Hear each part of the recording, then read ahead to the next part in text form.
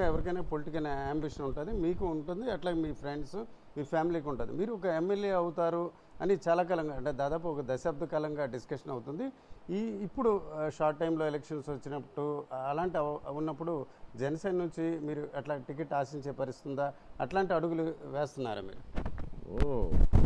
Ticket ఇస్తానంటే మా ఇంట్లో 4 కావాలి, ఇంకొక ఇంట్లో ఆయనకో 4 కావాలి. కానీ టికెట్ ఇచ్చినా ఇవ్వకపోయినా ప్రజల్లో ఉన్నాం, ప్రజలతో ఉన్నాం, ప్రజలతో మమేకం ఉన్నాం, నిరంతరం కూడా ప్రజా సేవలు ఉన్నాం.